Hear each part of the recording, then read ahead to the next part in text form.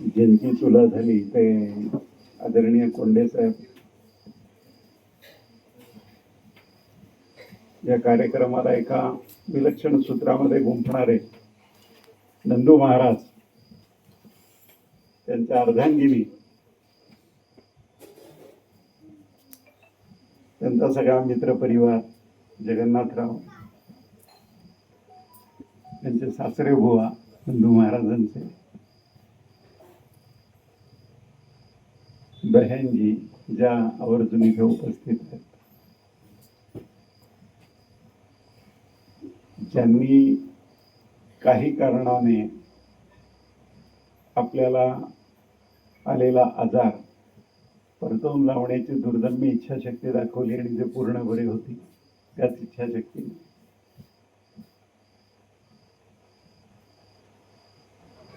ते आजार यशस्वी परतवून लावणारे पराक्रमी लोक. आजचा दिवस फार विलक्षण आहे. मगाशी तुम्ही ते तुला करत होता त्यावेळेला पुरुष सुक्त लावलं होतं. सहस्त्र शीर्ष असणारा, सहस्त्राक्ष असणार, पण त्या विराट पुरुषाचं भगवद्गीतेत स्वतः श्रीकृष्णाने जे अर्जुनाला दर्शन घडवलं ते इतकं अद्भुत आहे. अर्जुन म्हणाला मला दिशा कळत नाहीये, सहस्त्र सूर्यांचं तेज फिकं पडेल असं ते तेज आहे, मी डोळे उघडून पाहू शकत नाहीये, पण बंद डोळ्यांना मला ते तेज जाणवत आहे. तुम्हाला दिव्य दृष्टी दिल्याशिवाय मी पाहू नाही शकणार आहे. पण श्रीकृष्णाने दिव्य दृष्टी दिल्यानंतर ते विश्वरूप पाहिलं. त्या सृष्टीच्या, विश्वाच्या, सृष्टीच्या म्हणण्यापेक्षा आपल्याला मर्यादित सृष्टी माहिती आहे पृथ्वीपुरती. क्वचित एखादा यान चंद्रावर, एखादा मंगळावर जातं. हे विश्व अफाट आहे. स्वामी समर्थांना जे म्हणतात ना, अनंत कोटी ब्रह्मांड नायक हा सूर्य आणि त्याच्या भोवती फिरणारे हे सगळे ग्रह आणि आपली छोटीशी कणभर पृथ्वी, एक मातीचा कण, यापेक्षा जास्त नाहीये ही पृथ्वी या सूर्यमालिकेत. इतकी सूर्यमालिका मोठी आहे आणि असे सहस्त्रावधी सूर्य आहे. अनंत कोटी ब्रह्मांड आहे आणि त्यांचा नायक म्हणतात तो ईश्वर. तो विविध रूपांमध्ये प्रकट झाला, त्याची स्तुती ते पुरुष सूक्त आहे.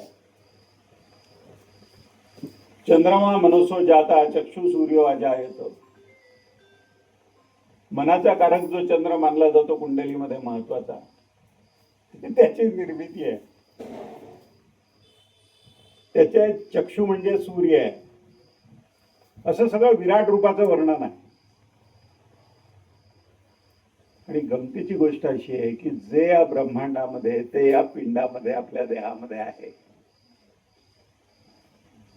असं या ब्रह्मांडामध्ये काहीही नाही जे तुमच्या देहामध्ये नाहीये. ती प्रत्येक गोष्ट देहामध्ये आहे. एक फार आपल्या भारतीय परंपरेमध्ये खूप मजेशीर गोष्टी, रूपकथा, काही दृष्टांत असे सांगितलेले असतात.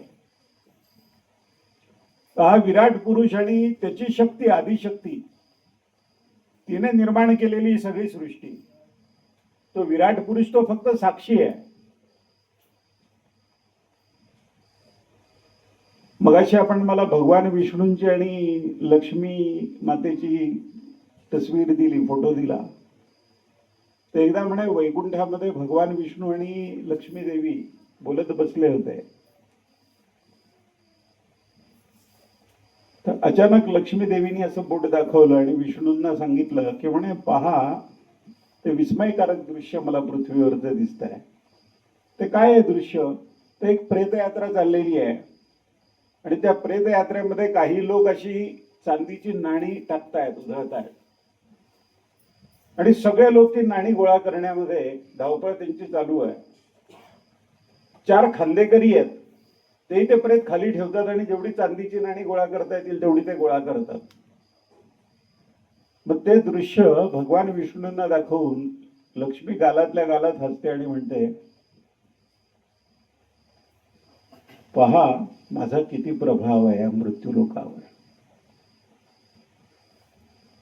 भगवान विष्णू म्हणतात की हे खरंच आहे तुझा प्रभाव, किंवा मृत्यूलोकावर लक्ष्मीचा प्रभाव खूप आहे.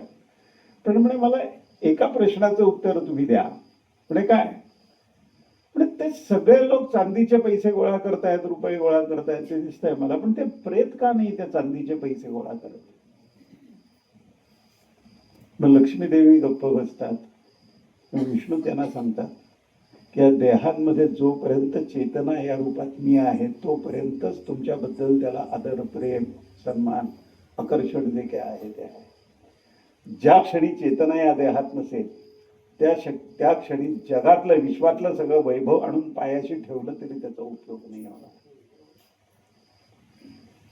ममई वांशो जीवलोके, माझा एक अंश आहे फक्त हा जीवलोक तुम्ही जो अनुभवता आहात, असं तो विराट पुरुष श्रीकृष्णाने असं म्हटलंय गीतेमध्ये. आणि त्याने आणखीन एक महत्वाचं अत्यंत आश्वासक वचन भगवद्गीतेत दिलंय की जे आपल्यापैकी प्रत्येकाने लक्षात ठेवावं. ईश्वर सर्वभूतानां हृदयेशे अर्जुन तिष्ठती. अरे अर्जुना, ईश्वर प्रत्येकाच्या हृदयामध्ये वास्तव्य करतो प्रत्यक्ष. मी वैकुंठात नाहीये, हृदयात आहे भक्तांच्या. असं नारदीय भक्तिसूत्रामध्ये नारदांना भगवान विष्णूंनी सांगितल्याचा उल्लेख आहे. तर मानवी जीवनाची जी महती आहे ती अद्भुत आहे. स्वर्ग लोकांमधनं पृथ्वीवर परत यावं लागतं, याचं वर्णन गीतेत आहे. भरपूर पुण्य केल्यानंतर मनुष्य स्वर्गात जातो आणि त्याच्या स्वर्ग सुखामध्ये त्या पुण्याचा क्षय झाला की त्याला परत मृत्यू लोक आहेत मनुष्य म्हणून जन्माला यावं लागतं. आणि स्वर्गामधनं कुठलाही जीव, कुठलाही देव मोक्षाला नाही जाऊ शकत. फक्त मनुष्य लोकातच तुम्ही मोक्षापर्यंत प्रगती करू शकता. स्वर्ग वगैरे मधल्या सगळ्या पायऱ्या ओलांडून त्याच्या पलीकडे थेट मोक्ष, हे सामर्थ्य फक्त मानवी जीवनामध्ये आहे. आणि म्हणून श्रीकृष्ण एकोहम बहुश्याम, ब्रह्म एकटच होतं. मगाशी कंटाळ्याचा उल्लेख केला ना, तर त्यालाही कुणाबरोबर तरी रमावं असं वाटलं ईश्वराला. म्हणून आदिशक्ती, त्यानंतर सगळी सृष्टी निर्माण केली. मग श्रीकृष्ण त्या गोपाळांबरोबर खेळायचे तिथे यमुनेच्या किनाऱ्यावर, सूरपारंब्या खेळायचे झाडांवर, पाण्यामध्ये पोहायचे या मित्रांबरोबर, बरोबर अन्नग्रहण करायचे. गोपाळकाला आपण करतो ना आधी गोकुळाष्टमीला. तर देवदेवता आसुसलेल्या असायच्या, त्यातले 4-2 कण तरी आपल्याला मिळतील का? कारण इतकं प्रेम जे आहे ना, जिथे जिथे दिव्य प्रेम आहे तिथे तिथे माझं वास्तव्य आहे. हे युधिष्ठिराला श्रीकृष्णाने महाभारतामध्ये सांगितल्याचा उल्लेख आहे. आणि तो उल्लेख स्वामी विवेकानंदांनी सर्वधर्म परिषदेत जी व्याख्यानं दिली ना सलग, त्या व्याख्यानांमध्ये एक हा संदर्भ विवेकानंदांनी दिलेला आहे अमेरिकेमध्ये. तर आपण परम भाग्यवान आहोत यात संदेह नाही. सुखदुःख मानवी जीवनामध्ये येणार. किती गोरा मनुष्य असला तरी साहेब त्याची काळीच पडेल ना सावली.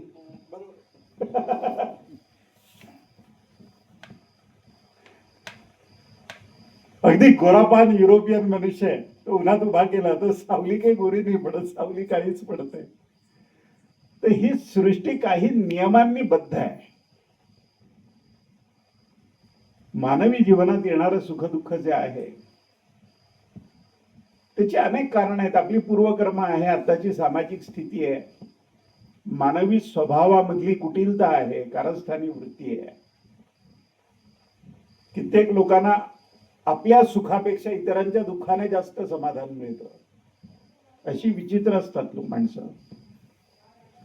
काही लोक दुःख पाहूच शकत नाहीत कोणाचं, काहीतरी करावं असं वाटतं. आमचे एक मित्र डॉक्टर तुषार देशमुख, विटाला त्यांचं हॉस्पिटल वगैरे होतं, त्यांचं काही कन्स्ट्रक्शनचं काम मी केलं होतं, अगदी कौटुंबिक संबंध आमचे. तर ते सांगत होते की KEM हॉस्पिटलला ते ज्या वेळेला इंटर्नी म्हणून होते 1 वर्ष MBBS झाल्यानंतर, त्यावेळेला तिथे एक डॉक्टर होते, ते दिवसभर सर्जरीज करायचे, ऑपरेशन्स दिवसभर चालू असायचे. आणि ते म्हणे त्यावेळेला त्या डॉक्टरना पगार किती असेल, 30-40 हजार रुपये पगार असेल. त्यांना मुंबईतल्या अनेक ख्यातनाम हॉस्पिटल्स मधनं बोलवलं होतं की तुम्ही आमच्या हॉस्पिटलमध्ये या, तुम्हाला पगार देऊ. किती पगार देऊ? तुम्ही महिनाभर सर्जरीज केल्यानंतर तुम्हाला जेवढे पैसे मिळतात तेवढे पैसे प्रत्येक सर्जरीला आम्ही तुम्हाला देऊ. म्हणजे समजा 30-40 हजार रुपये पगार असेल आणि दिवसात 8, 10, 15 सर्जरीज हा मनुष्य जर करत असेल तर महिन्याभरामध्ये केलेल्या सर्जरीजचा 40 हजाराप्रमाणे गुणाकार जर केला प्रत्येक सर्जरीला तर लाखो रुपयाचा पगार द्यायला मुंबईतली मोठी मोठी हॉस्पिटल्स या अत्यंत निष्णात शल्य विशारदाला द्यायला तयार होते त्या डॉक्टरांना. पण ते डॉक्टर गोड हसायचे आणि म्हणायचे की नाही मला इथे बरं वाटतं. आणि ते गरीब पेशंट्सच्या सरकारी दवाखाना की विनामूल्य या सगळ्या शस्त्रक्रिया करायच्या आणि पगारात संतुष्ट होते. तर मुंबईतल्या एका मोठ्या हॉस्पिटलच्या ट्रस्टींनी येऊन त्यांना विचारलं एकदा, ती सगळी गडबड चालली होती, ती सर्जरीची तयारी चालू होती, 2-4 पेशंट रांगेमध्ये होते, त्या नर्सेसची धावपळ चालली होती, डॉक्टर त्या अंगावर तो झगा घालतात त्या पद्धतीचे ते कपडे घालून तयार होते, हातात ग्लोव्ज वगैरे. आणि ते ग्रहस्थ त्यांच्याशी बोलताना म्हणाले त्यांना की डॉक्टर का नाही येत तुम्ही आमच्याकडे, आम्ही इतके तुम्ही म्हणाल तेवढे पैसे देऊ, तुम्ही ही सेवा करताय ना, तिथे सेवाच करायची आम्हाला, तर आमच्या हॉस्पिटलचं नाव होईल की ते खूप चांगल्या सर्जरीज होतात म्हणून येतोय, तुम्ही का नाही येत? त्यावेळी डॉक्टरनी त्यांना एका वाक्यात सांगितलं, ते इंग्लिश वाक्य सांगतो तुम्हाला, ते इंग्लिश वाक्य असं आहे, I can't imagine myself earning from the pocket of a sufferer. वेदनेने तळमळणाऱ्या मनुष्याच्या खिशातनं काही पैसे काढावे असं मला जन्मात कधी वाटणार नाही, म्हणून मी तुमच्याकडे येत नाही.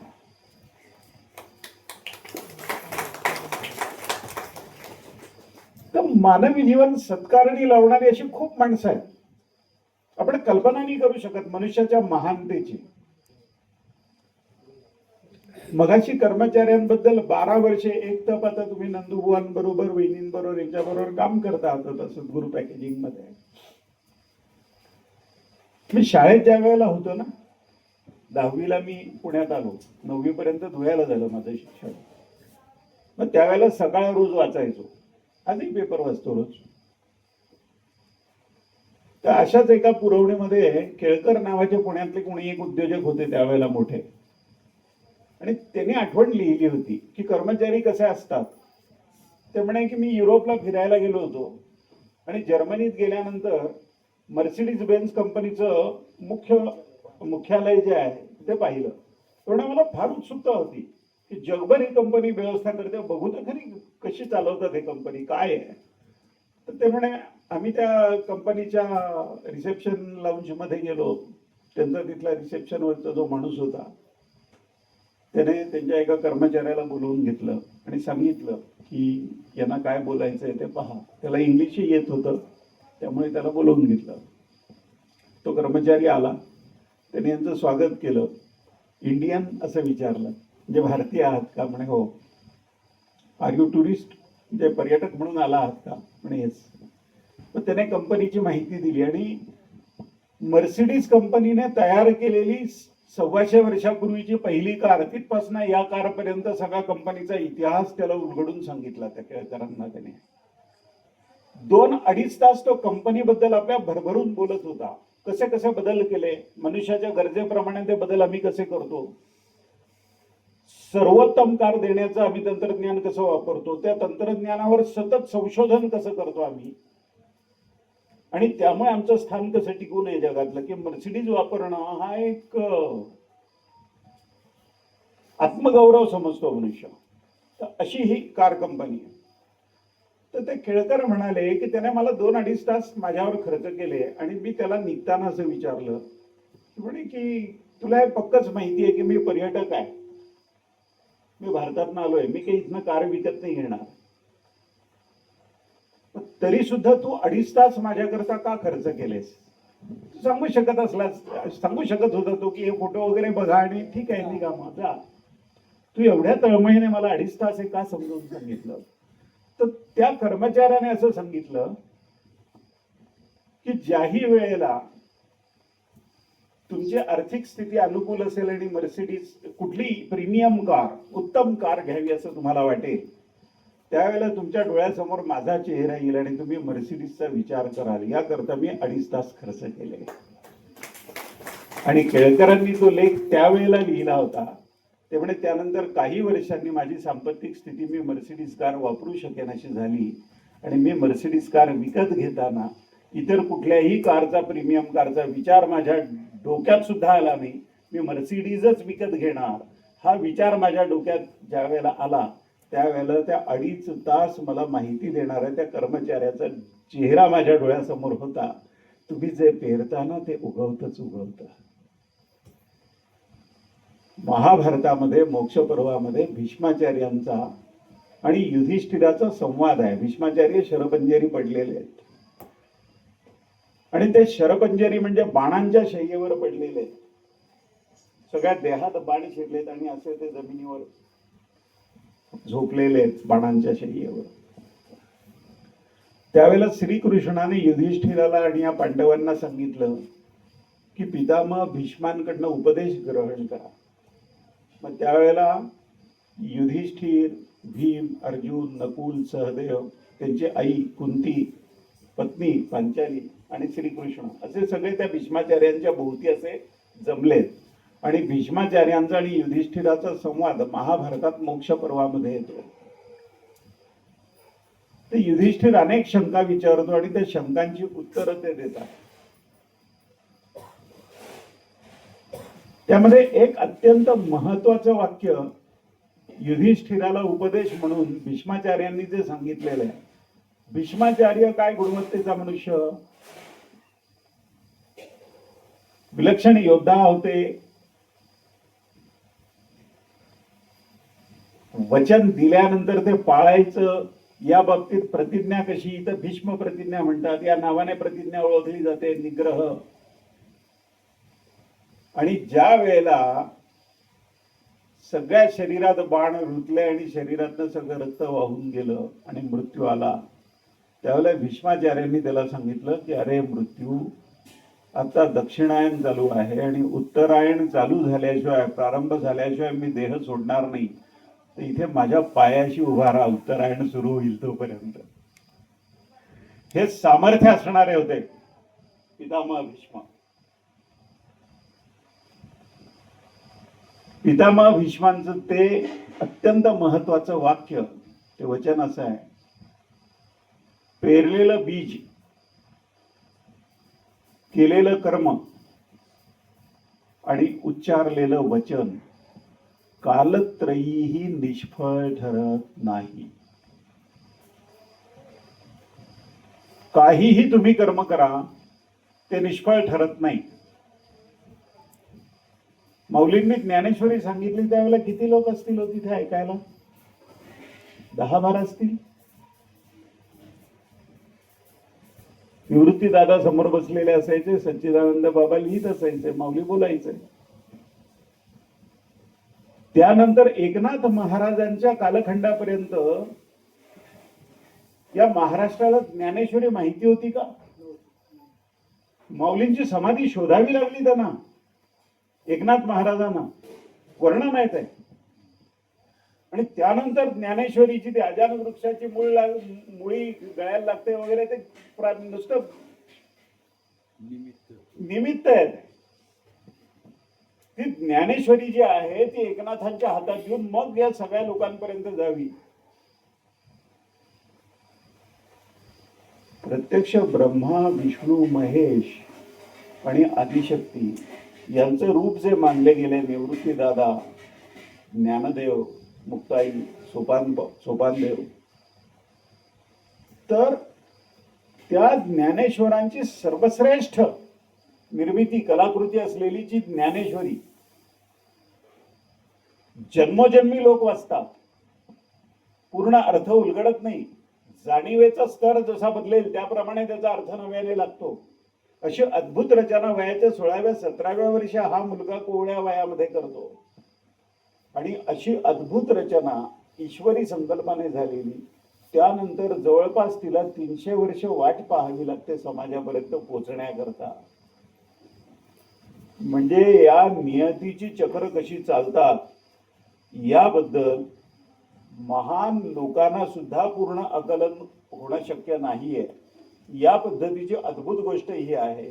तर मानवी जीवनामध्ये आपण केलेलं कर्म काय असणार, पण आपण एका अर्थाने खूप भाग्यवान आहोत. श्रीकृष्णाची वाङ्मयीन मूर्ती गीता जशी मानली जाते तसं भागवत मानलं जातं. श्रीमद भागवत. महर्षी व्यासांनी खूप ग्रंथसंपदा लिहिली. अत्यंत गहन ज्ञान ज्यात आहे की शंकराचार्यांनी व्याससूत्रांवर टीका केली. असे अद्भुत ग्रंथ व्यासांनी लिहिले. पण फक्त ज्ञान मनुष्याला शुष्क करून टाकतं. त्यांना समाधान होईना, आनंद होईना आत्मा. मग नारदांची आणि त्यांची भेट झाल्यानंतर त्यांनी विचारलं, मला समाधान आनंद का नाही होत आहे? इतके सगळी ग्रंथसंपदा लिहिली, भगवद्गीता व्यासांनी लिहिलेली आहे, श्रीकृष्णाने सांगून अर्जुनाने ऐकली ते खरं आहे. पण महाभारत जे लिहिलं सगळं, जय नावाचा ग्रंथ मानला जातो, त्याच्यामध्ये त्याचा एक भाग आहे भगवद्गीता, व्यासांनी लिहिलेली आहे ती. तर त्यांनी सांगितलं की फक्त ज्ञानाने शुष्कता येते. तर तुम्ही श्रीकृष्णाच्या सगळ्या लीलांचं वर्णन जर केलं आणि तसा एखादा ग्रंथ लिहिला तर श्रीकृष्णाचं अद्भुत प्रेम आणि श्रीकृष्णावर गोप आणि गोपींनी केलेलं अद्भुत प्रेम जे आहे, त्याच्या सवंगड्यांनी केलेलं, तर तो प्रेमरस तुमच्या जीवनामध्ये पाझरायला लागेल आणि मग आनंद काय आहे हे तुम्हाला अनुभवता येईल. मग ते महाभागवत लिहिलं, श्रीमद महाभागवत. त्या भागवतामध्ये सत्ययुग असेल, मग त्रेता असेल, द्वापर युग, श्रीकृष्णांचा कालखंड, त्यानंतर मग आता कलियुगात आहोत आपण, कलियुगापर्यंत. त्यामध्ये कलियुगाची सत्ययुग, द्वापार युग, त्रेतायुग यांच्याशी तुलना केलेली आहे. आणि त्यात एक वर्णन असं आहे की युधिष्ठिराचा नातू, पांडव स्वर्गलोकी गेल्यानंतर युधिष्ठिराचा नातू जो आहे परीक्षित, तो परीक्षित राज्यातनं फिरत असतो आणि तो तसाच युधिष्ठिरासारखाच प्रत्यक्ष धर्म जगावा या वृत्तीचा, तेजस्वी. तो असं पाहतो की एक गाय आणि एक बैल आहे आणि एक राजवस्त्र परिधान केलेला एक विचित्र मनुष्य त्या गाईला आणि त्या बैलाला हातापायाने तुडवतोय, दंडुका हातात घेतो, त्याच्याने मारतोय. ते दृश्य त्याने पाहिल्यानंतर त्याच्या तळपायाची आग मस्तकाला गेली. तो म्हणाला की काय त्या गाईला आणि त्या बैलाला का छळतोय हा माणूस. त्या सेवकाला त्याने बोलवलं त्याच्या बरोबरच्या आणि त्याला सांगितलं याचा मस्तक उडव. असं म्हटल्यावर तो गप्प उभा राहिला, ऐकून, त्याचा आवाज ऐकून. धरून आणला त्याला यांच्या सेवकांनी, समोर उभा केला. म्हणे कोण आहेस तू? तो म्हणाला मी कली आहे. म्हणजे तुझं मस्तक उडवायला सांगितलंय मी याला, एका क्षणात त्याचा मस्तक उडवा म्हणे. याचा अपराध जो आहे त्याला क्षमा करावी असा अपराध नाहीये याचा. तो गयावया करतो. नाही म्हणाला, मला पाठवलंय पृथ्वीवर, हे युगच माझ्यासाठी आहे, मी कली आहे, सुरू झालं कलियुग आता, तुम्ही माझं मस्तक उडवू नका, हे सृष्टीचक्र आहे. माझं मस्तक तुम्ही उडवलं तर कलियुग जर झालं नाही तर परत सत्ययुग कसं येईल.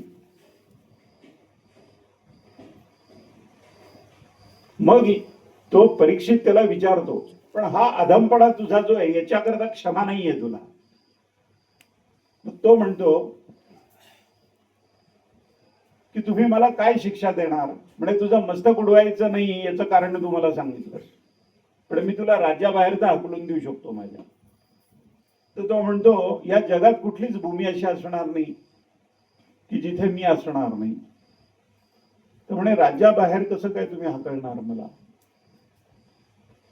मग हा म्हणाला की एक तर राज्याबाहेर जा, नाही तर तुझं मस्तक आत्ता उडवतो.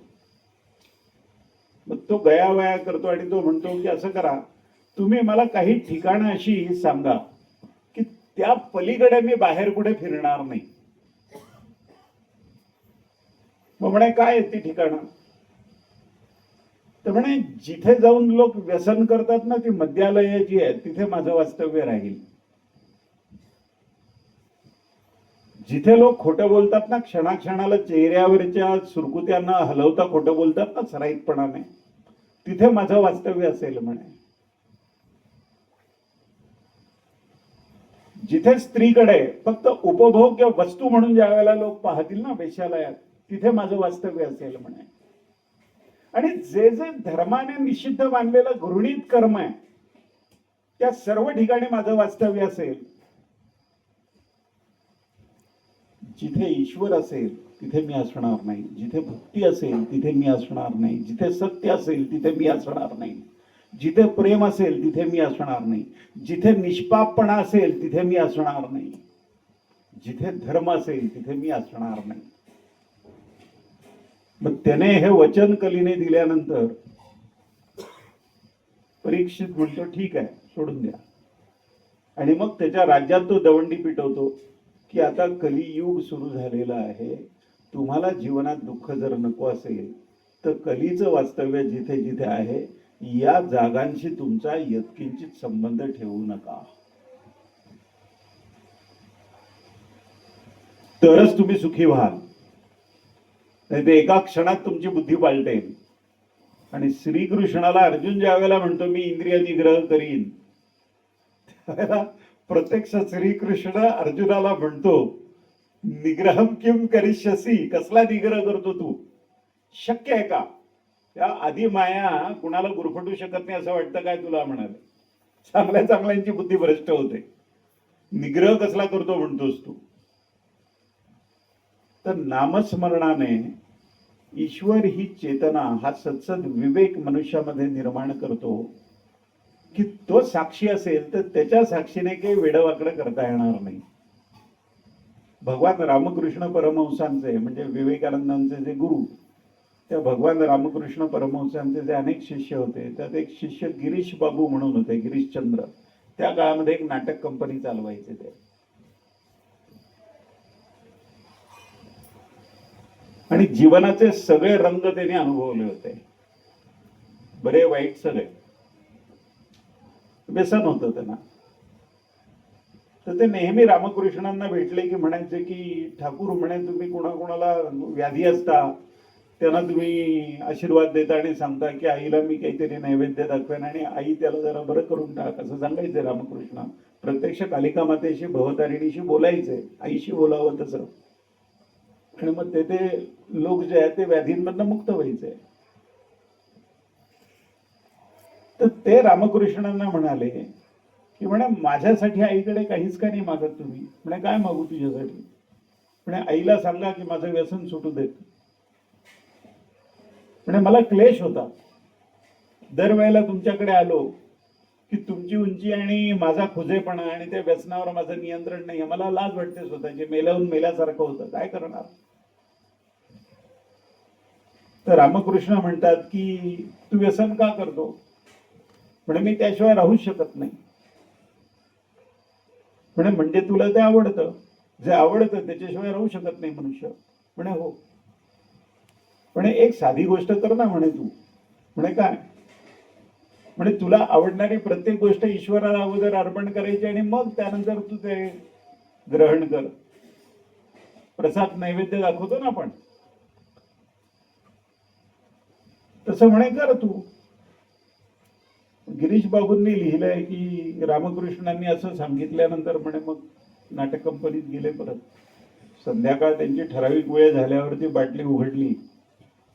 बाटलीचं टोपण काढल्यानंतर रामकृष्णांचे शब्द त्यांच्या कानात घुमत होते. म्हणजे ते आईला अगोदर अर्पण कर आणि मग तू ग्रहण कर. म्हणजे आईला अर्पण करेन, हे कसं आईला अर्पण करणार. दारू कशी आईला अर्पण करणार. त्यामुळे माझं स्वतःवर नियंत्रण नाही, मी रडत होतो, आईला ते अर्पण करता येत नाही, आईला अर्पण केल्याशिवाय मी ग्रहण करू शकत नाही, अशी एक विचित्र स्थिती आली. मी फक्त रडलो आणि ती बाटली उचलून फेकून दिली. दुसऱ्या दिवशी तसंच झालं, तिसऱ्या दिवशी तसंच झालं. त्यानंतर जन्मात गिरीश बाबूंनी दारूला स्पर्श केला नाही.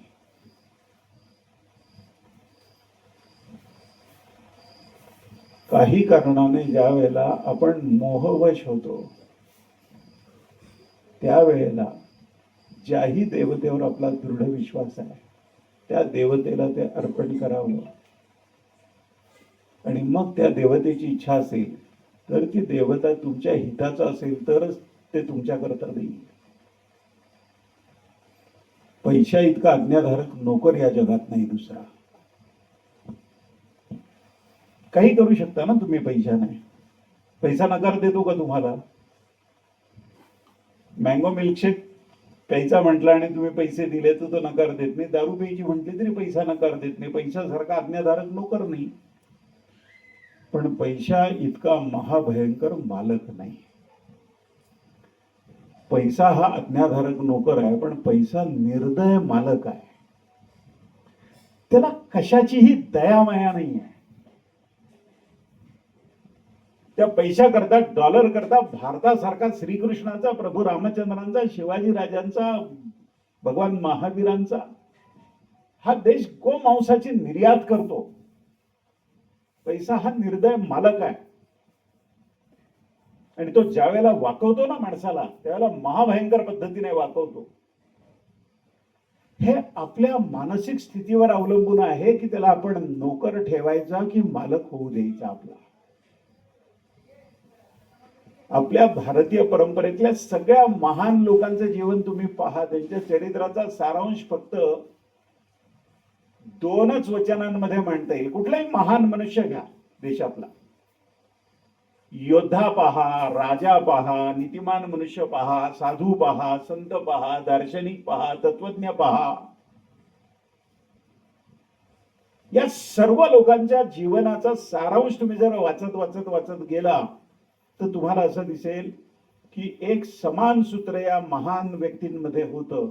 त्यातलं पहिलं सूत्र असं की ते कधी संपत्ती पुढे झुकले नाहीत आणि ते कधी राजसत्तेपुढे झुकले नाहीत. हे समान सूत्र आहे. या 2 गोष्टींपुढे ते जन्मात कधी झुकले नाहीत. तुमच्या गाडीवर लिहिलंय ना तुम्ही ते काचेवर मागच्या विवेकानंदांचं वाक्य आहे आणि ते हृदयावर कोरून ठेवावं एखाद्या शिलालेखासारखं वाक्य येत आहे. ते वाक्य असं आहे, never ever in your life, तुमच्या जीवनात कधीही, never ever in your life lower the standard of purity of your soul for anything you think is so precious in this world. या जगामध्ये अत्यंत मौल्यवान वाटणाऱ्या कुठल्याही गोष्टीचा लाभ करून घेण्याकरता, ती प्राप्त करून घेण्याकरता आपल्या आत्म्याच्या शुद्धतेशी यत्किंचित तडजोड जन्मात कधी करू नका. काहीही मौल्यवान कितीही मिळेल, सोन्याच्या राशी तुझ्या पुढे होतो, एवढं मला हवं म्हणून फक्त खोटी साक्ष दे.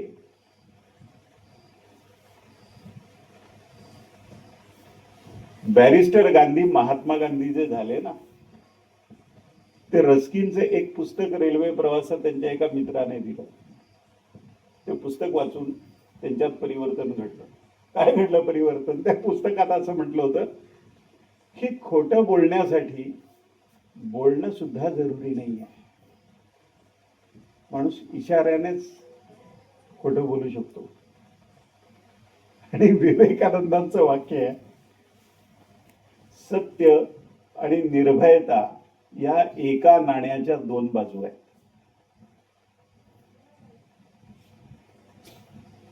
गावामध्ये खूप अरेरावी करणारे लोक तालुक्याच्या गावी गेले ना की भिजलेल्या मांजरासारखे असतात. तिथले जिल्ह्यात गेले ना की तिथे भीती त्यांच्यावर अशी गारुड करत असते. तिथले मुंबईत गेले की नाही किंवा आणखीन गारठलेले असतात. आणि तिथले दिल्लीत ज्या वेळेला जातात त्यावेळेला तिथे न सांगता शेपूट हलवतात. हा जो क्रम आहे, या दुष्चक्रामध्ये ज्याला सापडायचं नसेल त्याने स्वतःचा सत्सद विवेक जागृत ठेवावा.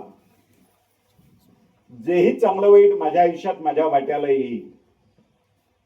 वाईट तर कोणी निमंत्रित करत नाही, दुःख तर कोणी निमंत्रित करत नाही, वेदना व्याधी काही कोणी निमंत्रित करत नाही, पण येतात त्या वाट्याला. कुणाच्या वाट्याला येतात, कुणाच्या वाट्याला जन्मात येत नाही.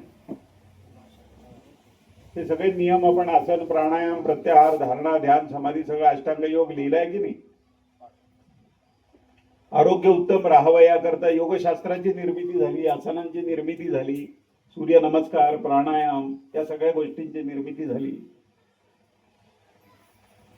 यातल्या एकाही गोष्टीची, यातल्या एकाही योगासनाची, यातल्या एकाही प्राणायामाची, यातल्या एकाही आहाराच्या नियमाची ज्या मनुष्याची जन्मात कधी दृष्टी भेट झालेली नाही आहे आणि सगळं जीवन त्याचं विपरीत आहे या सगळ्या शास्त्राच्या, अशी माणसं 90 पर्यंत डायबेटीस सुद्धा त्यांच्या वाट्याला जात नाही अशी मी पाहिलेली आहेत. खरं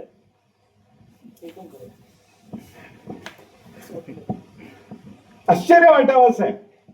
एक संस्कृत सूत्र आहे.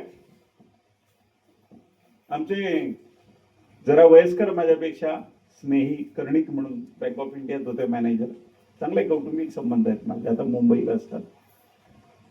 ते सूत्र सांगायचे ते असं आहे, स्वयं महेशः, प्रत्यक्ष महादेव, देवांचा देव. महादेव का तर याच्या कुटुंबातल्या प्रत्येकाचीच पूजा केली जाते. त्यांच्या पत्नीची पूजा केली जाते पार्वतीची, साक्षात अन्नपूर्णा आहे ती. त्यांच्या दोन्ही पुत्रांची पूजा केली जाते, गणपतीची आणि त्या कार्तिकेयांची. त्यांच्या पुत्राच्या पत्नीची रिद्धिसिद्धींची सुद्धा पूजा केली जाते. दुसरी कुठली देवता अशी नाही की त्यांच्या सगळ्या कुटुंबाची पूजा केली जाईल. ते देवांचे देव आहेत, महादेव आहेत. स्वयं महेशा, स्वतः प्रत्यक्ष महादेव. श्वशुरो नगेशा, हिमालयासारखा सासरा. हिमालयाची कन्या ना पार्वती. स्वयं महेशः श्वशुरो नगेशः स्तनयो गणेशा, ज्याचा अपत्य रिद्धी सिद्धींचा अधिपती, विद्येचा अधिपती गणेश साक्षात. स्तनयो गणेशः. हे सगळं असून सुद्धा तथापि भिक्षाटनमेव शंभो, तरी सुद्धा हे महादेव भिक्षाटन करत फिरतात नंदीवरनं. त्या यांचा मुक्काम एक तर स्मशानात आहे तर दुसरा कैलासात आहे. असे महादेव किती ऐश्वर्य संपन्न असायला पाहिजे होते वस्तुतः. आणि मग पुढचं वाक्य त्या कवीने लिहिलेले असं आहे, भाग्यम फलती सर्वत्र नच विद्या न पौरुषम. भाग्य जे आहे ते फलीभूत होतं. विद्या आणि पौरुष यामुळे भाग्य फलीभूत होईलच हे सांगता नाहीये. याचं कारण असं की तुम्ही जे कर्म करता आहात, जी विद्या संपादन करता आहात, जे कष्ट घेता आहात, त्या कष्टाचं फळ तुम्हाला काही काळाने मिळणार आहे. आणि आत्ताची तुमची स्थिती जी आहे या भाग्याचं तुम्ही तुमच्या पूर्वकर्माने निर्धारण केलेलं आहे अगोदर. त्यामुळे समुद्र मंथनात विष निघाल्यानंतर कोण तर फक्त महादेवच ग्रहण करू शकतात, बाकी कुणाची कुवत नाहीये. प्रत्यक्ष हलाहल त्यांनी प्राशन केलं, अमृत निघालं. अमृत इतरांना मिळालं, लक्ष्मी विष्णूंना मिळाली. तर आपल्या आत्ताच्या चांगल्या कर्माचा परिणाम लगेच का अनुभवायला येत नाही असा प्रश्न बऱ्याचदा येतो की हे माझ्या वाट्याला का आलं हे दुःख. काही लोक असे, आमचे एक डॉक्टर मित्र ते म्हणाले की मी इतका त्रस्त होतो त्रासाने म्हणे काही, स्वतः डॉक्टर डायग्नोसिसच होत नव्हता. मोठे मोठे डॉक्टर त्यांचे मित्र कुठले कुठले किती प्रकारच्या टेस्ट केल्या म्हणे डायग्नोसिसच होत नाही. पण मला बरं वाटत नाहीये, त्रास होतोय म्हणे, मला बरं वाटत नाहीये, खूप प्रकारच्या टेस्ट झाल्या.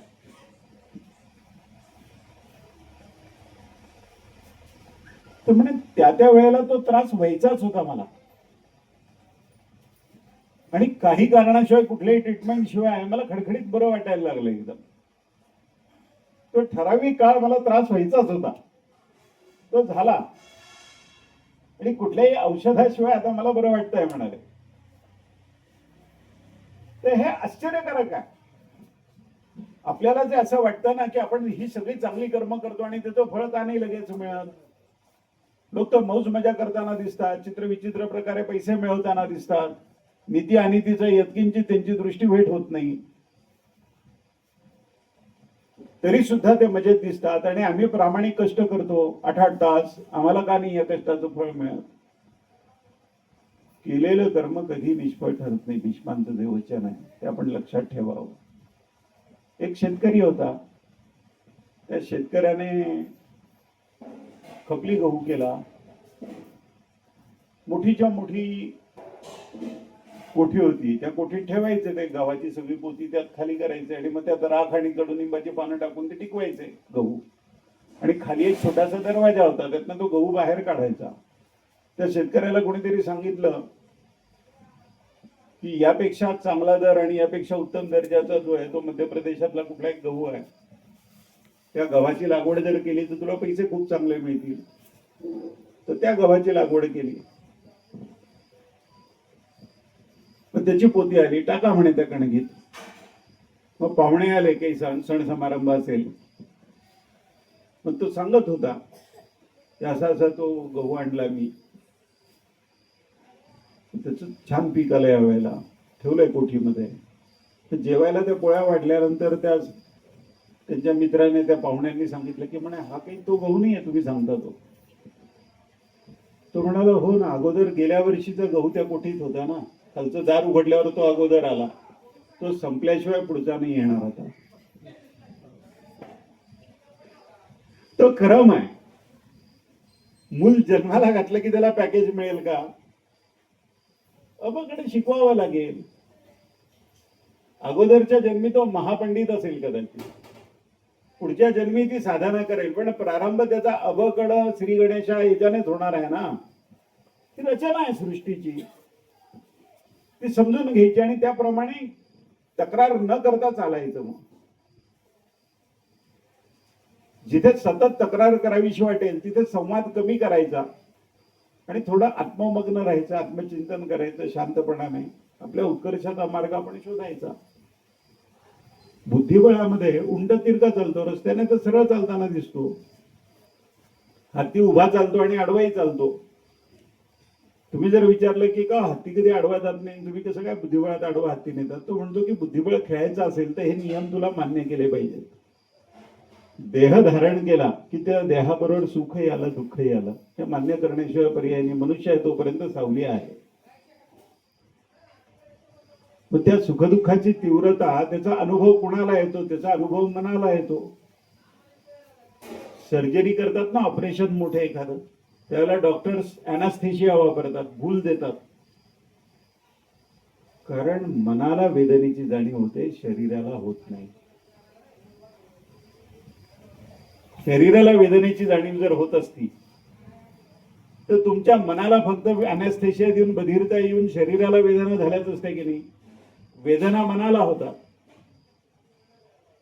मन ज्या प्रमाणामध्ये आपल्या शरीरापासून वेगळं करण्याचा आपण प्रयत्न करू, आपल्या शरीरापासून दूर नेण्याचा प्रयत्न करू, वेगळं काय अनुसंधान असण्याचा प्रयत्न करू, त्या प्रमाणामध्ये या देहाची वेदना कमी होते. शाश्वत सत्य आहे. आणि यावर किती नियंत्रण मिळवता येतं? भगवान रमण महर्षी होते, तिरुवन्नामलाई म्हणून आहे, तिथे भगवान रमण महर्षी होऊन गेले. त्यांना living God in human body, मानवी देहातला ईश्वर असं म्हणायचंय. लोक जगभरातनं लोक त्यांच्या दर्शनाला यायचे. त्यांच्या हाताला एक गाठ झाली होती, ट्यूमर, आणि त्याचं ऑपरेशन करावं लागेल असं डॉक्टर्सनी सांगितलं.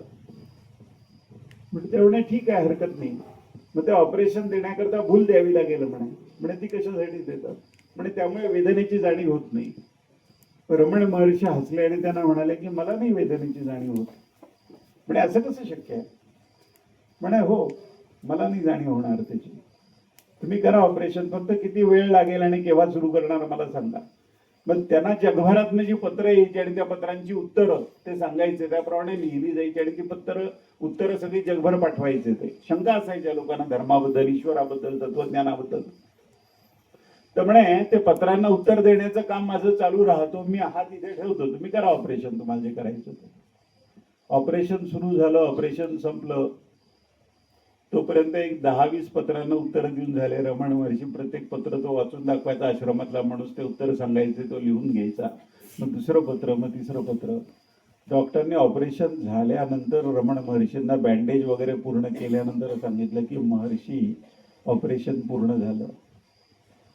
ते ऑपरेशन करता ती गाठ कापून काढली तर त्यांचं शरीर थोडं सुद्धा थरथरलं नाही. इतका मनोनिग्रह शक्य आहे. पण ही अत्यंत उच्च अवस्था आहे. आपल्या बाबतीमध्ये एक गोष्ट आपल्याला करता येईल की जिथे वेदना आहे, दोन मार्ग आहेत.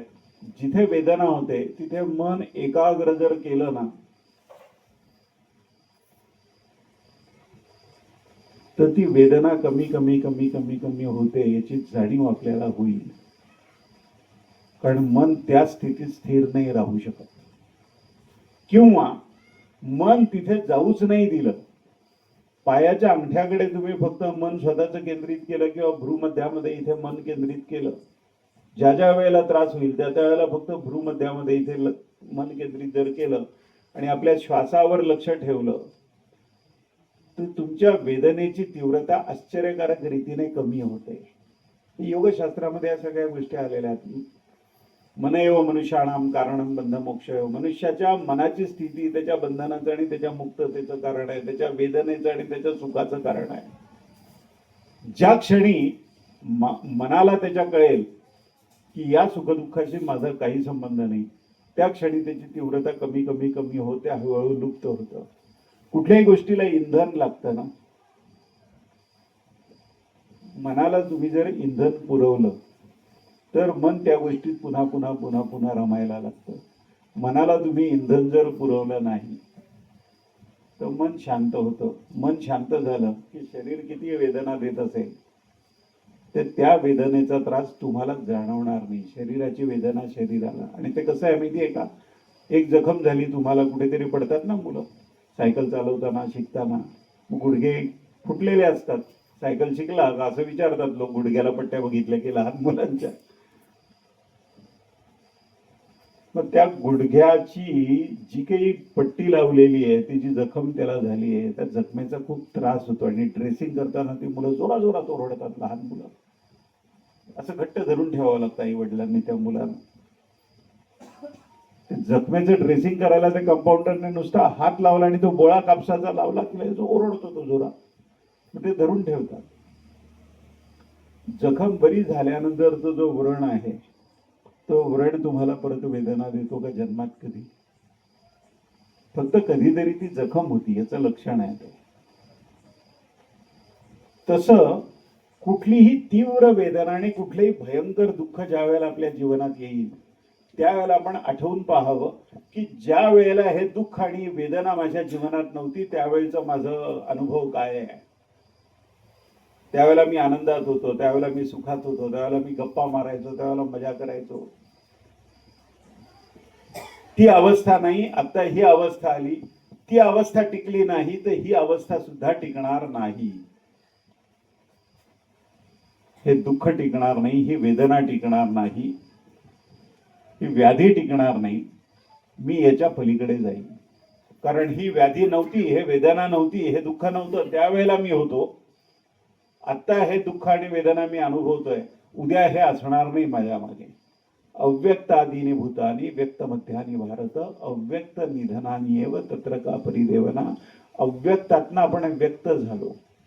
जन्मापूर्वी आपण कुठे होतो आपल्याला आठवत नाही. जीवनानंतर कुठे असू माहिती नाही. जन्माच्या अगोदर अव्यक्त स्थितीत आपण होतो, जन्मानंतर मृत्यूनंतर अव्यक्त स्थितीत आहोत. ही फक्त व्यक्त स्थिती आहे. ही फक्त जीवनाची नाही आहे, ही सुखदुःखाची पण आहे. ज्याला प्रारंभ आहे त्याला क्षय आहे. त्यामुळे या दुःखाला, या वेदनेला, कुठल्याही प्रकारच्या मानसिक त्रासाला, शारीरिक त्रासाला क्षय आहे आणि ते संपेल, हळूहळू नष्ट होईल. तर तुषारनी नंदू महाराजांनी आज खूप चांगला कार्यक्रम घेतला आणि भलं मोठं मानपत्र दिलं मला. कोंडे साहेबांना पण दिलं. आता त्या मानपत्रासारखं वागण्याची जबाबदारी आमच्यावर आली. काहीच देणार नाही म्हणून केवढं मोठं वचन घेतलं त्यांनी, आहे की नाही गुणवत्ता.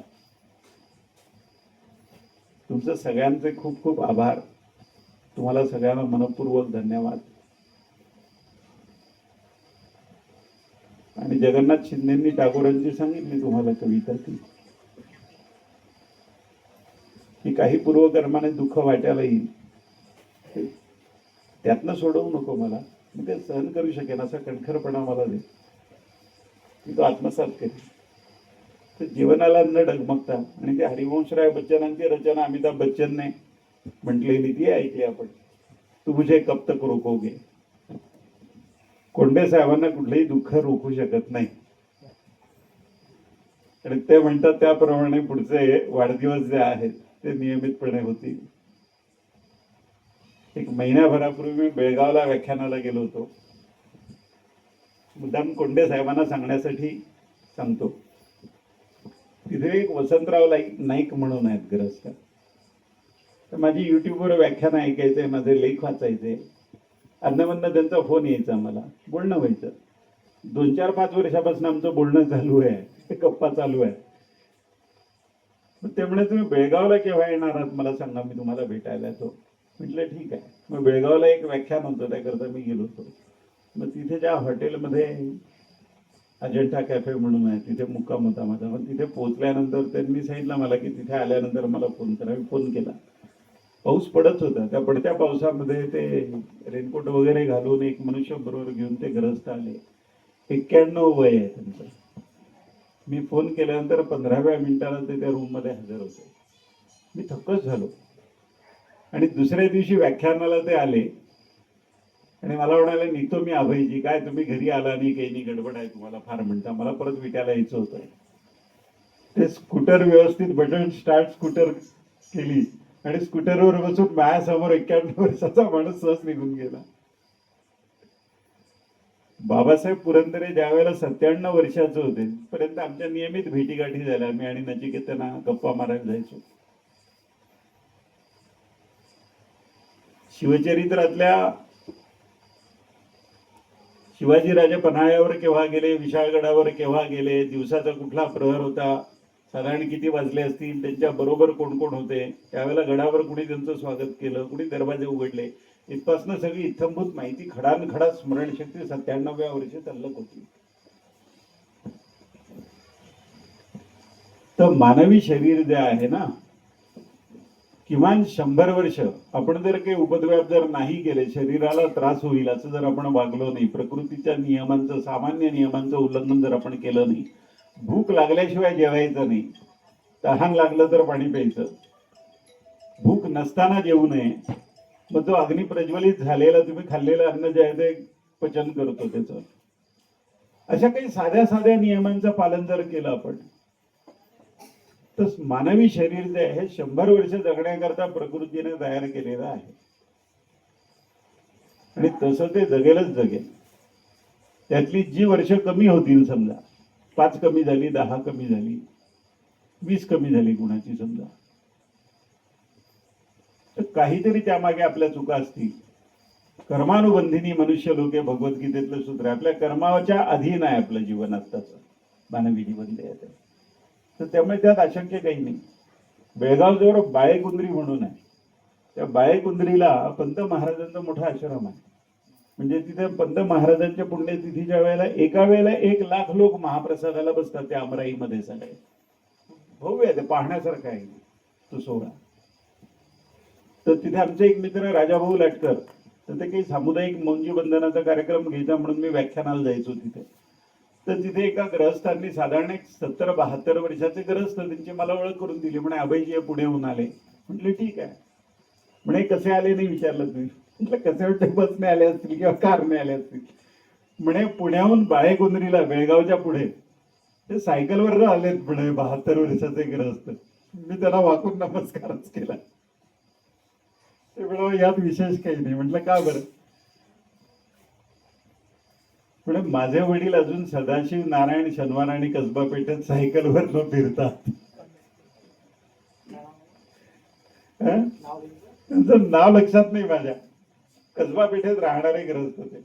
एवढ्या मी सायकलने जात नाही म्हणालो. आता मुलं आहेत, नातवंड आहेत सगळी, म्हणे ते स्कूटरवरनं वगैरे फिरवतात मला. तर माझे वडील मला टप्पल मारतात आणि म्हणतात की आता तू सुखासीन झालास बरं का. पुन्हा ओक इतिहास तज्ञ होते, आझाद हिंद फौजेत सुभाषबाबूंच्या बरोबर लढले, असं सुभाषबाबूंना त्यांनी पाहिलं होतं. त्यांची व्याख्यानं विट्याला मी 3 दिवस ठेवली होती. 86व्या वर्षी त्यांना चष्मा नव्हता. त्यांना त्या व्याख्यानमालेकरता विट्याला ज्यावेळेला बोलवण्याकरता मी फोन केला, लँडलाईनचे फोन होते त्यावेळेला, बरीच वर्ष झाली त्याला आता. त्यावेळेला पुन्हा मला म्हणाले की मी सपत्नीक येईन बरं का. म्हटलं या ना, काही अडचण नाही. तर आणि गाडीत एकटेच उतरले, आमची गाडी आणि मनुष्य पाठवलं होतं मी. म्हटलं का ओक साहेब तुम्ही सपत्नीक येतो म्हणाला.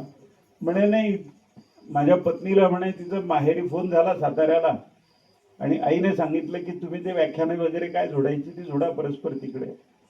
मुलीला माहेरी सोडून जा, मी तिला पुरणाच्या पोळ्या आवडतात त्या करून घालते, 2-3 दिवस आम्हाला गप्पा मारता येतील.